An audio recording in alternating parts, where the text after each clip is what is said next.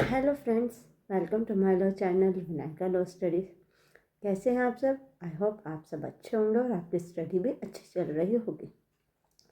हमारी बीएनएस की continue series चल रही है जिसमें हमने बीएनएस का चैप्टर 5 यानी offence against women and children start किया हुआ है, जिसमें हमने सेक्शन 63 और 64 यानी रेप और रेप की पनिशमेंट को डील कर लिया था।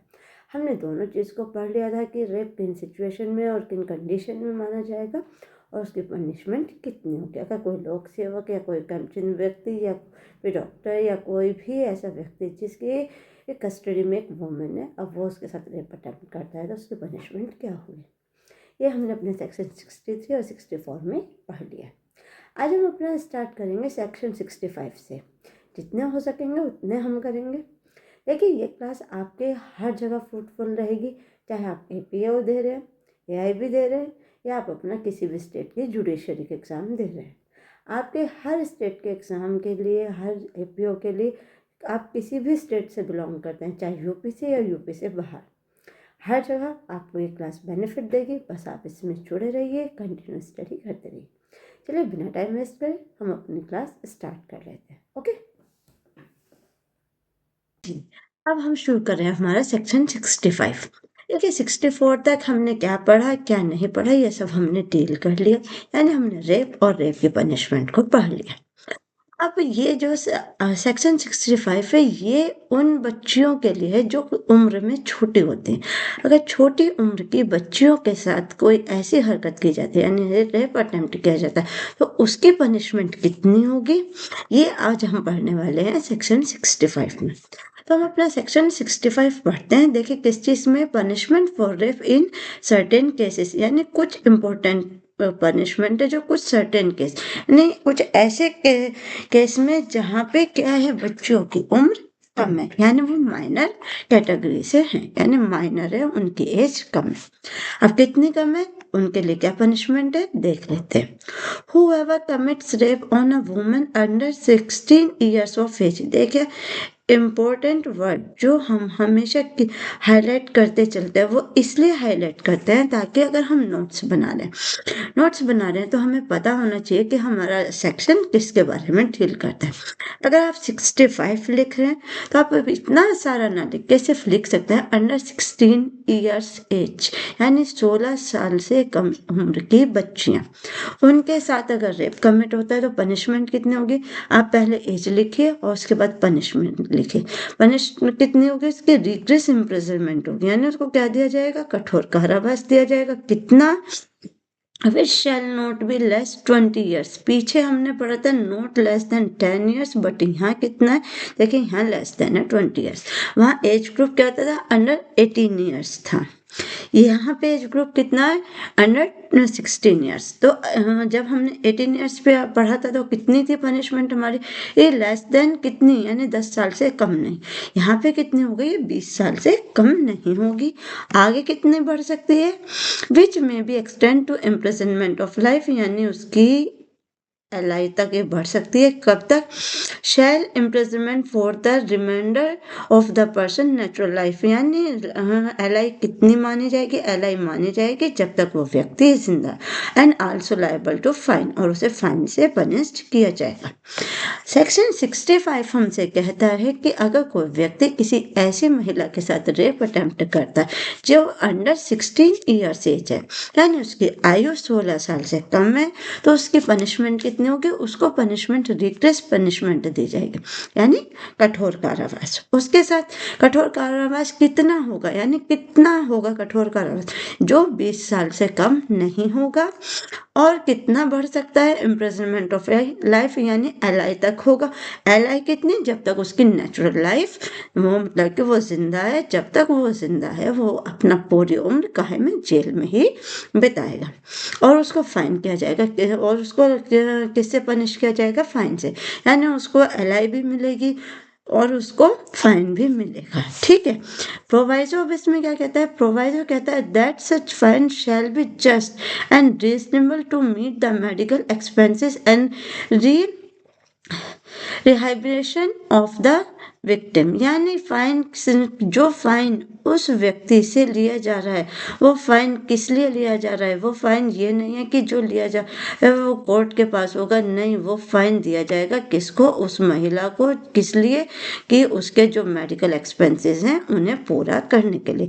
यानी जो उस महिला को इंजरी हुई है वो अपने इसी फाइन से, यानी जो फाइन की राशि होगी वो उसको दी जाएगी, ताकि वो क्या करे, वो अपनी इस राशि से अपना इलाज करा सके। यानी उसके इलाज के लिए वो फाइन की राशि उस महिला को दी जाएगी जिसके साथ रेप अटेम्प्ट हुआ है।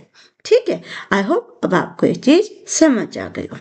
नेक्स्ट प्रोवाइजो क्या कहता है, further that any fine imposed under this subsection shall be paid to victim. Proviso कहता है कि under any fine imposed under this subsection, यानी अगर इस सबसेक्शन के अंदर कोई और फाइन भी दिया गया है, यानी अगर इस उपधारा के अधीन से, तो वो किसके लिए है, वो किस लिए है, वो उस महिला के को ही दिया जाएगा। मतलब कि जो फाइन इस सबसेक्शन के अंदर लिया जा रहा है, पेड टू द विक्टिम, यानी किसको पेड किया जाएगा, वो महिला को, या जो विक्टिम है उसको पेड किया जाएगा। ठीक है,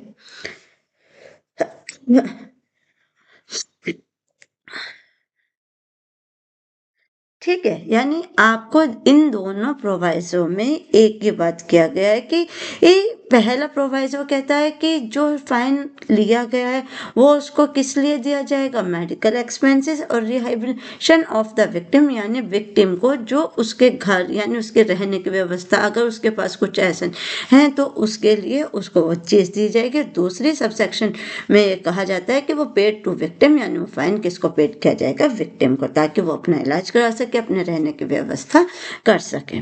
ठीक है, ये फाइन जो लिया जाता है किससे लिया जाता है, अक्यूज से क्यों लिया जाता है, ताकि महिला जिसके साथ अटेम्प्ट हुआ है वो अपना इलाज करा सके, क्योंकि जो उसे इंजरी हुई है तो उसके एक्सपेंसेस को पूरा करने के लिए। ठीक है, तो ये एक सरकार, ये हमारे एक लॉ ने एक महिला के लिए ये चीज़ रखी है, क्योंकि देखिए कई बार कंडीशन ऐसी भी होती है कि लड़कियां पुअर फैमिली से भी होती हैं।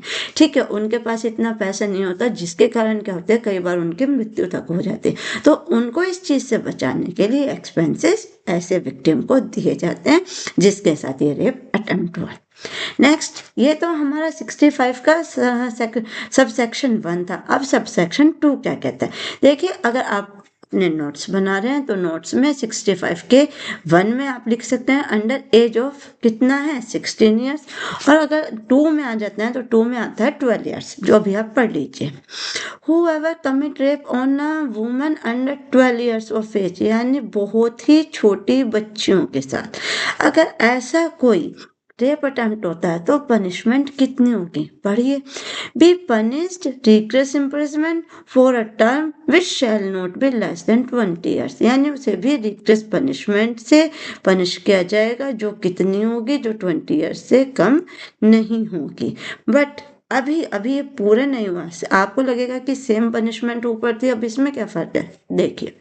विच may be extend to life which shall means imprisonment of for remainder for that person natural life with fine और डेथ। यहाँ पे जो अलग आया है वो है डेथ पेनल्टी, यानी अगर केस बहुत ही ज़्यादा ब्रूटल तरीके से रेप किया गया है, बच्ची की हालत ज़्यादा खराब है, तो देखिए रेप की कंडीशन को तो इसमें डेथ पेनल्टी तक की सज़ा है। कब, जब बच्ची की एज कितनी है, 12 साल से कम है या 12 साल तक की है, तो ऐसी कंडीशन में कितनी सज़ा है, रिग्रेस इम्प्रिजनमेंट है जो 20 साल से कम नहीं होगी, और एलआई कितनी होगी, जो उसकी पूरी लाइफ, यानी जब तक वो व्यक्ति जिंदा है तब तक वो कहाँ में रहेगा, वो व्यक्ति जेल के अंदर ही रहेगा। और कहाँ तक जा सकती है, डेथ पेनल्टी तक जा सकती है। क्या दिया जाएगा, फाइन दिया जाएगा। फाइन का सेम ही है, जो प्रोवाइजो हमने ऊपर पढ़े थे सेम ही प्रोवाइजो नीचे दिए गए। There shall fine shall be just reasonable to meet medical expense and rehabilitation of the victim and further and fine impose the subsection be paid to victim। यानी दोनों कंडीशन में सेम ही चीजें दी गई हैं कि किस लिए दिया जा रहा है, वो उसके मेडिकल एक्सपेंसेस के लिए, उसके पुनर्वास के लिए, और जो भी फाइन आता है वो किसको दिया जाएगा, वो विक्टिम को दिया जाएगा ताकि वो अपना इलाज करा सके। ठीक है, ये चीज हमने कहाँ पढ़ी, ये चीज हमने सेक्शन 65 में पढ़ी। एक बार 65 हम फिर से रिपीट कर लेते हैं। 65 हमसे कहता है अगर छोटी उम्र की बच्चों के साथ रेप अटेम्प्ट होता है जिसमें अगर एज 16 ईयर्स की है तो कितनी सजा होगी। देखिए उसमें सजा आपके रिग्रेस इम्प्रिजनमेंट जो कहाँ तक LI तक जा सकती है। LI कितना, या तो 20 साल हो गए या LI जब तक वो व्यक्ति जिंदा है, और उसे फाइन भी पे करना होगा। किस लिए, ताकि वो व्यक्ति जिसके साथ ये अटेम्प्ट हुआ वो अपना मेडिकल एक्सपेंसेस और पुनर्वास की व्यवस्था कर सके। इसका सब सेक्शन 2 कहता है कि अगर एज में बच्ची 12 ईयर्स से कम है तो ऐसी कंडीशन में कितनी होगी, रिग्रेस इम्प्रिजनमेंट होगी जो 20 साल से कम नहीं होगी। LI तक जा सकती है। LI कितना, जब तक उसकी नेचुरल लाइफ है, या फिर डेथ पेनल्टी भी हो सकती है, और फाइन तो हो गई। यही इसका प्रोवाइजो में कहता है। तो ये हमारा 65 कंप्लीट हो जाता है। अब सेक्शन 66 हमसे क्या बताता है, 66 को देख लेते हैं। 66 हमसे कहता है पनिशमेंट फॉर कॉजिंग डेथ और resulting in persistent vegetative state of victim. यानी इसमें क्या बताना चाहता है, ये कहता है पीड़िता की मृत्यु या विकृत दशा करने के लिए दंड। यानी कौन सी कंडीशन में, या तो उसकी मृत्यु या उसको ऐसी विकृतशील स्थिति में लाने के लिए कि जिसमें वो अपना होशावास को या दिमागी तौर से खराब हो जाए, यानी उसको ऐसा डर बैठ जाए कि जिससे वो उसकी रिकवरी वापस ना। तो अगर कंडीशन ऐसी है कि जिसमें उसकी कैसी कंडीशन हो जाए, या तो वो मरने की हालत में यानी कॉजिंग डेथ, या तो उसकी कॉज डेथ हो जाए, या उसको वेजिटेटिव स्टेट पे ले आया जाए, यानी उसको विकृतशील बना दिया जाए, यानी उसके पास उसके सोचने समझने की शक्ति खत्म हो जाती है। तो ऐसी दशा में क्या होगा, अब ऐसी दशा में पनिशमेंट कितनी होगी, अब हम इसके बारे में पढ़ लीजिए।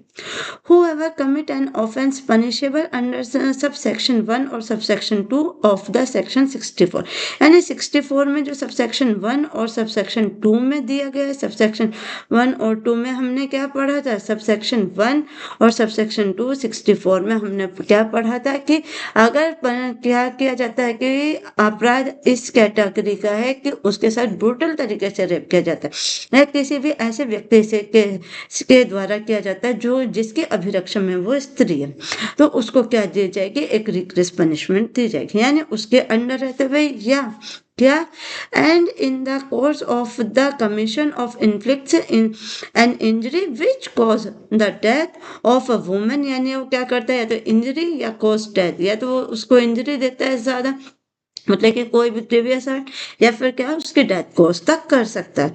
फिर क्या होगा, of the women cause the women to be persistent vegetative state, और उसको किस तरह की स्टेट में ला देता है कि उसको विकृतशील बना देता है, यानी उसके पास अपने सोचने समझने की क्या हो जाती है, शक्ति खत्म हो जाती है, यानी वो जिंदा रहते हुए भी जिंदा कैटेगरी में नहीं मानी जाती। तो ऐसी कंडीशन में, यानी अगर कोई या तो डेथ कोज कर देता है, देखिए इसके ऑफेंस में, यानी जो इसका ऑफेंस है, किसका ऑफेंस है, रेप का ऑफेंस है। अगर रेप का ऑफेंस ब्रूटल तरीके से कमिट किया गया तो उसमें किसी की डेथ तक हो सकती है, या उसके दिमाग को ऐसा शॉक पहुंच सकता है जिसमें वो अपने सोचने समझने की शक्ति खो देती है, यानी वो इंसेन हो जाती है। तो अगर कंडीशन ऐसी है तो ऐसी कंडीशन में उसको कितनी सजा मिलेगी। अब इसकी पनिशमेंट, ये तो थी अभी तक सिर्फ कंडीशन। अगर हम 66 के लिए नोट्स बना रहे हैं तो आप उसमें लिख सकते हैं कि अगर डेथ कोज करने तक या उसको वेजिटेटिव स्टेट यानी प्रेसिस्टेंट वेजिटेटिव स्टेट यानी उस हद तक विकृतशील उसको इंसेन बना दिया जाता है, वो पागल हो जाती है, वो उसके पास अपने सोचने समझने की शक्ति नहीं, या वो जिंदा होते हुए भी जिंदा नहीं है, यानी उसकी स्थिति कोमा में है, यानी वो जिंदा होते हुए भी जिंदा नहीं है। अगर इस तरीके का कोई रेप कमिट किया गया है तो आपको शायद निर्भया कांड याद होगा। निर्भया कांड ऐसा ही एक केस था जो दिल्ली का निर्भया रेप केस था, जिसमें उस बच्ची की मृत्यु भी हुई है और वो बच्ची जब तक जिंदा थी उसकी बॉडी पूरी तरह से इंजर्ड थी। उसके बाद ही हमारे लॉ में कुछ बदलाव आए। अब इसमें पनिशमेंट कितनी दी गई है? अब इसकी पनिशमेंट पड़ी है, shall be punished with rigorous imprisonment for a term which not be less than 20 years, यानी किससे कम नहीं होगी, कठोर कारावास दिया जाएगा। और कठोर कारावास भी कितना होगा? जो 20 साल से कम नहीं होगा। बट आगे कितना हो सकता है? बट विच में be extend imprisonment of life which shall be imprisonment remainder of the natural और डेथ पेनल्टी। यानी अगर ऐसे किसी केस में क्या होता है कि डेथ कॉज हो जाती है, तो उसमें क्या होगा? अगर महिला मर जाती है या उसकी इस शारीरिक स्थिति बहुत ज़्यादा खराब हो जाती है, तो ऐसे अक्यूज्ड को कितनी सजा मिलेगी? जो रिग्रेस इम्प्रिजनमेंट मिलेगी, जो किससे कम नहीं होगी? 20 साल से कम नहीं होगी, और 20 साल से कम नहीं होगी जो एलआई तक जा सकती है। एलआई कितनी? जब तक उसकी नेचुरल लाइफ है, यानी जब तक वो जिंदा है तब तक वो क्या होगा? जेल में रहेगा या उसको डेथ पेनल्टी। देखिए यहाँ पे कोई फाइन का चक्कर नहीं है, यहाँ पे सीधे डेथ पेनल्टी दी गई है, यानी या तो उसको डेथ पेनल्टी मिलेगी या उसको एलआई। एलआई का मीनिंग 20 साल से कम नहीं होगा, बट कितना हो सकता है? जब तक वो व्यक्ति जिंदा है। ये बताता है हमें 66, यानी अगर रेप केस में किसी महिला की मृत्यु हो जाती है या उसको कोई ऐसी इंजरी हो जाती है जिससे वो जिंदा होते हुए भी जिंदा नहीं, वो इंसेन हो जाती है या वो पूरी तरह से उसकी बॉडी क्या होती है, उसे सपोर्ट ही नहीं करती, तो ऐसी कंडीशन में कितनी पनिशमेंट होगी? ऐसी कंडीशन में रिग्रेस इम्प्रिजनमेंट होगी जो 20 साल से कम नहीं होगी। एलआई होगी, एलआई कितनी? जब तक नेचुरल लाइफ है, यानी वो जब तक जिंदा है जेल में रहेगा, या उसको किसके साथ? एलआई और विद। देखिए यहाँ पे विद दिया है कि एलआई और विद, यानी उसके साथ क्या सकते हैं? इंपॉर्टेंट वर्ड आपका विद है कि विद डेथ, यानी उसको डेथ होगी। एलआई विद डेथ, यानी उसको एलआई और डेथ। ठीक है, ये चीज आप थोड़ा सा ध्यान रखिए। नेक्स्ट आ जाता है 67। अब 67 क्या कहता है? 67 को थोड़ा सा पढ़ लेते हैं, थोड़ा सा क्या पूरा ही पढ़ेंगे। चलिए, आई होप आपको ये सेशन अच्छे लग रहे होंगे, आपको समझ आ रहे होंगे, आप इनसे जुड़े रहिए, क्योंकि देखिए स्टडी अगर किसी ने बीएनएस बिल्कुल नहीं पढ़ी है, हमारे न्यू स्टूडेंट होते हैं जिन्होंने नहीं पढ़ी, आप यहाँ से पढ़िए। यहाँ पे आपको सिर्फ बेयर एक्ट ही नहीं पढ़ाया जा रहा है कि बेयर एक्ट की लैंग्वेज से पढ़ाया जाए, आपको इतना सिंपल और इजी करके ये चीज़ पढ़ाई जा रही है ताकि आप इसे एक बार पढ़ने के बाद शायद आपको दोबारा पढ़ने की ज़रूरत ही नहीं होगी, नीड नहीं होगी कि आपको बीएनएस नहीं आता। तो इसलिए आप जुड़े रहिए। आ जाते हैं 67 पर। सेक्शन 67 क्या कहता है? Sexual intercourse bye husband upon his wife during separation. Important section है, मार्क कीजिए। इसमें क्या कहता है? Sexual intercourse bye husband. देखिए वैसे तो हमारे यहाँ मैरिटल रेप को रेप की कंडीशन में नहीं माना गया है, बट इसका एक एक्सेप्शन है। एक्सेप्शन क्या है? एक्सेप्शन हमारा सेक्शन 67 है। हमारे यहाँ मैरिटल रेप को रेप की कंडीशन में नहीं माना गया है, बट सेक्शन 67 कहता है कि अगर वाइफ हस्बैंड से सेपरेशन के दौरान अलग रह रही है और उस स्थिति में हस्बैंड के द्वारा इंटरकोर्स किया जाता है तो वो भी रेप माना जाएगा। ये इसका क्या है? हमारा अपवाद है। किस चीज का? जो हमारे को दिया गया है कि मैरिटल रेप रेप की कंडीशन में नहीं आता, कि अगर एक हस्बैंड अपने वाइफ के साथ कोई सेक्सुअल इंटरकोर्स करता है वो रेप की कंडीशन में नहीं आता। बट इसका क्या है? एक एक्सेप्शन है। एक्सेप्शन क्या है? वो 67 है। 67 कहता है अगर कोई हस्बैंड अपने सेपरेट रहते हुए वाइफ के साथ कोई इंटरकोर्स करता है तो वो क्या कहलाता है? वो रेप कहलाता है। अब इसकी कंडीशन क्या होंगी? इसकी कंडीशन और इसकी पनिशमेंट पढ़ लेते हैं। इसमें होता है whoever has sexual intercourse with his own wife, यानी किसके साथ? अपनी ही वाइफ के साथ। कब? हु इज लिविंग सेपरेटली, जो रह रही है सेपरेटली, यानी उससे अलग रह रही है। अलग का मतलब क्या? कर कोई डिवोर्स केस चल रहा है, डिवोर्स केस में जो 6 महीने का टाइम दिया जाता है तो उसमें क्या किया जाता है कि दोनों बंदों को अलग रखा जाता है कि आप अलग रहिए, आप अलग रहिए। अगर आपको लगता है कि आप दोनों क्या इन 6 महीने में साथ रहने के लिए राजी हैं तो डिवोर्स का केस रद्द कर दिया जाता है।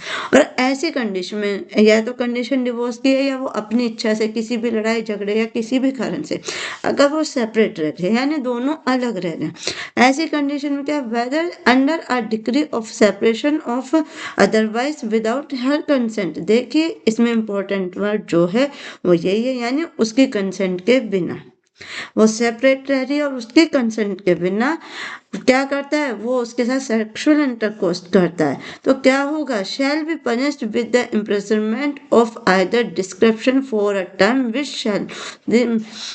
शैल not be less then 2 years। यानी उसको कितनी सजा होगी, इम्प्रिजनमेंट होगी यानी कारावास की सजा होगी। कारावास की सजा कितनी होगी, वो 2 साल तक की होगी। ऐसी कंडीशन में कितनी होगी, 2 साल तक की होगी और may be extend to 7 years। और कहाँ तक जा सकती है, 7 साल तक। यानी ऐसी कंडीशन में जो कोई सेपरेट है, दो व्यक्ति जो सेपरेट रह रहे हैं, एक दूसरे के साथ नहीं रहते और बिना अपने वाइफ की कंसेंट के उसके साथ इंटरकोर्स करता है, तो उसको कितनी सजा होगी, उसको 2 साल की होगी। और 2 साल की कितनी, एक्सटेंड 7 years, जो 7 साल तक जा सकती है। अब इसकी एक्सप्लेनेशन क्या कहती है, एक्सप्लेनेशन कहती है in this section sexual intercourse shall means any of the act mention in clause a और क्लोज बी ऑफ सेक्शन 63। देखिए हमने सेक्शन 63 के क्लोज ए और क्लोज बी में हमने यही पढ़ा था। मैंने अभी आपसे कहा था कि हम पहले ही ये चीज़ पढ़ के आए। वहाँ पे क्या था कि अगर एक एक्सेप्शन था, वो किस लिए था कि अगर कोई हस्बैंड अपने वाइफ के साथ इंटरकोर्स करता है, अगर वाइफ की एज कितनी है, 18 ईयर्स से कम नहीं है, 18 ईयर्स से कम नहीं है, तो वो रेप नहीं माना जाएगा। अब सेक्शन 63 के क्लोज ए और बी का क्लोज डी का अपवाद है ये, यानी इसका जो एक्सेप्शन है सेक्शन 67। सेक्शन 67 कहता है कि अगर वाइफ सेपरेट रह रही है, चाहे कंडीशन कोई भी और उसके कंसेंट के बिना, चाहे एज भी यहाँ पे मैटर नहीं करती, उसके कंसेंट के बिना उसके साथ इंटरकोर्स किया जाता है, तो रेप माना जाएगा। सजा कितनी होगी, 2 साल या 7 साल तक जा सकती है। ये हमारा 67 इम्पोर्टेंट सेक्शन था। इसको आप थोड़ा सा 1-2 बार पढ़ेंगे तो आपको अच्छे से समझ आ जाएगा। अब आ जाते हैं सेक्शन 68। सेक्शन 68 को आप लिंक कर सकते हैं सेक्शन 64 से। हमने 64 में कुछ कंडीशन पढ़ी थी, कुछ व्यक्तियों के बारे में पढ़ा था कि 64 में उन व्यक्तियों का जिक्र किया गया था कि अगर व्यक्ति कोई महिला किसी व्यक्ति के किस में रह रही है, किसकी में रह रही है कि उसकी अभिरक्षा में रह रही है, यानी उसकी कस्टडी में रह रही है। और उनमें जिन जिन व्यक्तियों के हमने नाम पढ़े थे, ऐसे ही यहाँ पे दिए गए हैं कि अगर इन व्यक्तियों के अथॉरिटी में या इन व्यक्ति के कस्टडी के अंदर वो महिला रह रही है, तो उसकी सजा कितनी होगी। अब वो क्या क्या था, एक बार हम यहाँ से क्या कर लेते हैं, सिर्फ और सिर्फ हमने पढ़ा हुआ अच्छे से, यहाँ से हम एक बार रीडिंग कर लेते हैं। 68 में क्या क्या दिया गया है, क्लॉज ए कहते हैं, सब क्लॉज ए कहते हैं इसका in a position of authority in a fiduciary relationship. यानी इसमें ये क्या कहता है, ये कहता है प्राधिकार की किसी स्थिति में या वैश्विक संबंध में रखते हुए, यानी अगर कोई ऐसी स्थिति है जो अथॉरिटी में है और फ्यूडरल रिलेशनशिप में। सेकंड पब्लिक सर्वेंट आ जाता है इसमें। थर्ड में क्या है, superintendent of manage of jail, remand home और other place of custody established और under law of the timing of force. यानी सेकंड में क्या जाता है अपना सुप्रिटेंडेंट मैनेजर ऑफ जेल। ये आप इन वर्ड्स को हाईलाइट कीजिए और अपनी बुक में लिखते जाए, कॉपी में लिखते जाइए ताकि आपको याद रहेगा। डी आपसे कहता है, क्या कहता है डी में आ जाता है आपका स्टाफ ऑफ हॉस्पिटल, यानी अगर कोई महिला किस में हॉस्पिटल में एडमिट है और वहाँ के किसके द्वारा, हॉस्पिटल के स्टाफ के द्वारा। Abuse such position of futurary relationship to induce to or एक सेकंड, हाँ जी, हम कहाँ थे, इंड्यूस और seduces any woman either in custody or under his charge or parents in the permission to have sexual intercourse with him, such sexual intercourse known amounting to offense of rape. ये इसका important word है, यानी जो क्या है rape की rape तो sexual intercourse है, यानी सेक्सुअल इंटर विद हिम उसके द्वारा किया जाता है। किसके द्वारा? जिसके अंडर में, जिसकी अभिरक्षा में, जिस भार साधक की अभिरक्षा में वो महिला रह रही है, जो क्या होता है बलात्संग की किस में नहीं आता, कैटेगरी में नहीं आता, फिर भी वो कहाँ से दंडित होगा? यानी देखिए, अगर कोई अभिरक्षा में रहते हुए, यानी इसमें इन्होंने कहा sexual intercourse not amounting to rape, यानी उसने रेप कमिट नहीं किया बट उसके साथ सेक्सुअल इंटरकोर्स करने की कोशिश की है, ठीक है, सेक्सुअल इंटरकोर्स विद हिम जो अमाउंटिंग टू रेप नहीं है, तो उसको कैसे पनिश किया जाएगा? पनिश्ड विद रिग्रेस इम्प्रिजनमेंट, यानी कैसी होगी उसकी? कठिन कारावास दिया जाएगा, ठीक है। कितना होगा? जो कठिन कारावास कितना होगा यहाँ पे? वो होगा not be less then 5 years, क्योंकि देखिए यहाँ पे इतनी सजा क्यों है, हम इसको समझ लेते हैं। बट एक मिनट, इस पूरी पनिशमेंट को पढ़े, विच में बी एक्सटेंड टू 10 years, यानी कहाँ तक जा सकती है वो? 10 साल तक जा सकती है। And also be liable to fine, और फाइन भी हो सकता है। इसमें ये कहता है कि अगर कोई व्यक्ति जो जिसकी अभिरक्षा में ऐसी वुमेन है, व्यक्ति क्या होगा, चाहे वो पब्लिक सर्वेंट हो, चाहे जेल का मैनेजर या सुप्रिटेंडेंट हो, स्टाफ ऑफ हॉस्पिटल हो, या कोई भी ऐसा व्यक्ति जिसके अंडर में ऐसी कोई महिला रह रही है, यानी जो महिला उसी की कस्टडी में रह रही है, यानी उसको बचाने का उसकी ड्यूटी है, वो क्या करता है? सेक्सुअल इंटरकोर्स करता है with, but not amounting to offence of rape, यानी बिल्कुल रेप की कैटेगरी में नहीं आता, बट उसके साथ कोशिश की जाती है। यहाँ पे कोशिश हो रही है, अमाउंट नॉट अमाउंटिंग, मतलब कि रेप नहीं हुआ बट कोशिश हो रही है। तो ऐसे में, क्योंकि देखिए वो थी तो आप ही की कस्टडी में, आपकी जिम्मेदारी क्या थी? आपकी जिम्मेदारी थी उसकी रक्षा करना, और यहाँ क्या हो रहा है? यहाँ रक्षक ही भक्षक बन रहा है। तो ऐसे में क्या होगी? कितनी सजा दी जाएगी ऐसे व्यक्ति को? ऐसे व्यक्ति को रिग्रेस इम्प्रिजनमेंट होगी। यहाँ सिर्फ इम्प्रिजनमेंट नहीं है, इम्प्रिजनमेंट का मीनिंग होता है कारावास, और रिग्रेस का मतलब होता है कठिन कारावास, यानी सजा क्या होगी उसकी? कठिन कारावास की होगी। कितनी होगी? जो 5 साल तक होगी, और कहाँ तक जा सकती है? 10 साल तक जा सकती है, और फाइन भी होगा। अब इसमें एक्सप्लेनेशन 1 क्या कहता है? देखिए एक्सप्लेनेशन 1 इसका कहता है, in this section sexual intercourse shall mean and of the act mention in clause A और क्लॉज डी 63, यानी जो किस में दिया गया है? 63 के क्लॉज ए और क्लॉज डी में दिया गया है। सेक्सुअल इंटरकोर्स का यहाँ मीनिंग वही होगा। एक्सप्लेनेशन 2 क्या कहते हैं? For the purpose of this section explanation 1 to section 63 shell also be applicable. क्या होगा? एक्सप्लेनेशन 1 और सेक्शन 63 यहाँ क्या होगा? आल्सो भी एप्लीकेबल होगा, यानी जो परिभाषा वहां दी गई है वही यहाँ होगी, किसकी? रेप के। एक्सप्लेनेशन नंबर 3 क्या कहता है? सुप्रिटेंडेंट, देखिए इन वर्ड्स को हाईलाइट रखें, in a relation of jail, remand house और the place of custody of a women children institution. हमने इन सब वर्ड के क्या पढ़े थे? मीनिंग पढ़े थे। कहाँ पढ़े थे? सेक्शन 64 में पढ़े थे।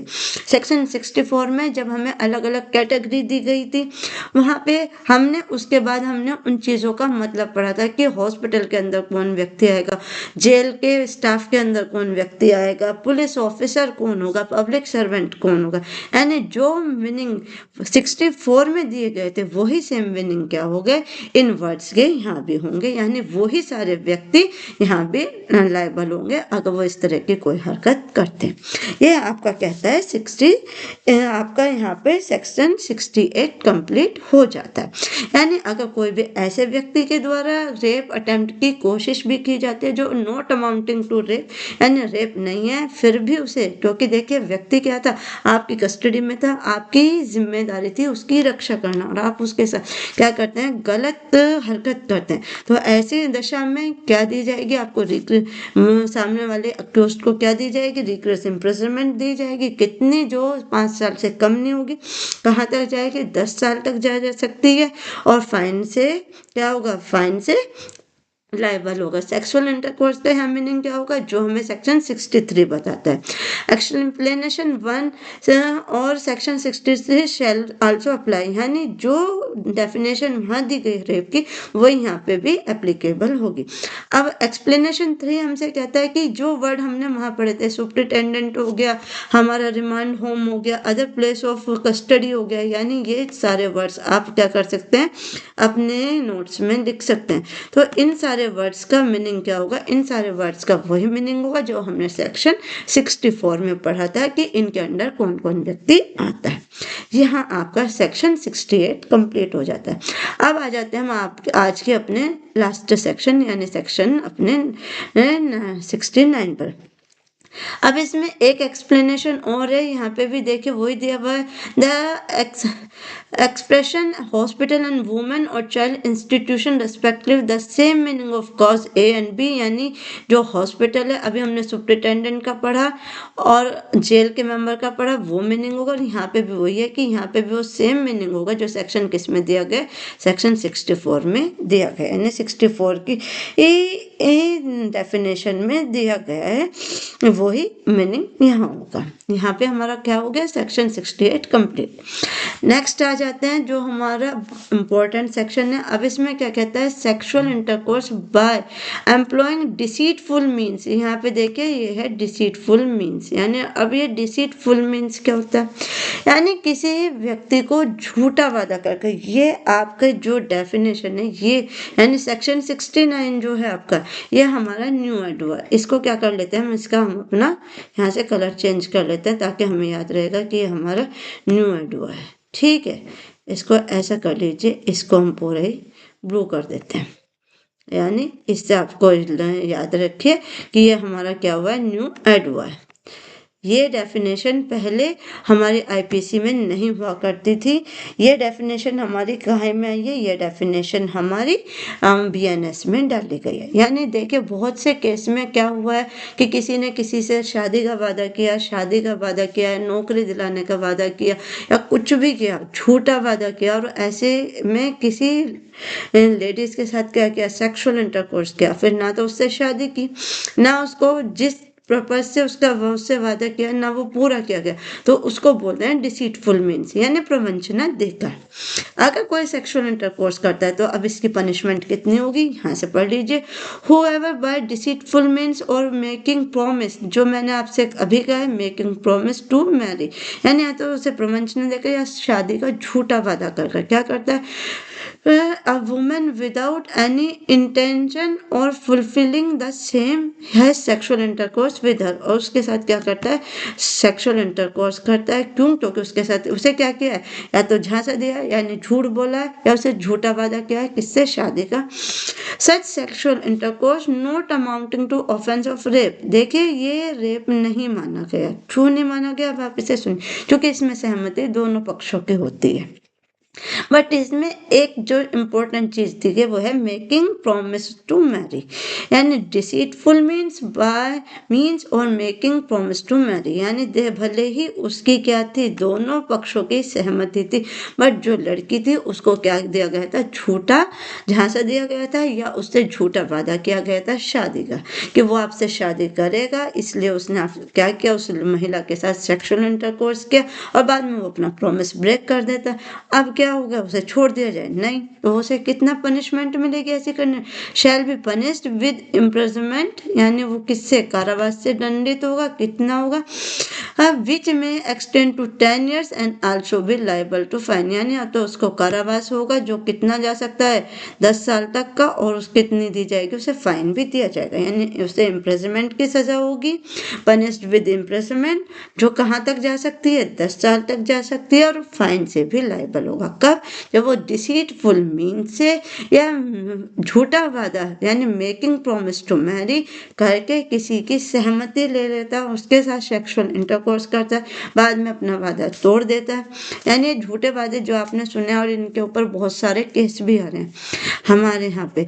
तो उसमें ऐसी कंडीशन में क्या है, ऐसी कंडीशन ये प्रावधान पहले हमारे आईपीसी में नहीं हुआ करता था। ये इन केसों के बढ़ते हुए कदम, मतलब कि केस इतने ज़्यादा बढ़ रहे थे, तो इनको रोकने के लिए सेक्शन 69 बीएनएस में ऐड किया गया। ठीक है, तो इसमें कितनी सजा है? जो इम्प्रिजनमेंट यानी कारावास तक की होगी। कारावास कितना हो सकता है? एक्सटेंड हो सकता है 10 ईयर्स तक, और also be liable to fine, और फाइन से भी उसे पनिश किया जाएगा। अब इसका एक्सप्लेनेशन क्या कहता है? इसका एक्सप्लेनेशन कहता है deceitful mean shall include inducement for और फॉल्स प्रॉमिस। देखिए, जो मैंने आपको बिना पहले ही पढ़ा देता कि डिसीटफुल मीन्स का मीनिंग क्या होगा। डिसीटफुल मीन्स, इसको आप हाईलाइट कीजिए। इंड्यूसमेंट यानी उसको प्रवंचना देना या झूठा वादा करना।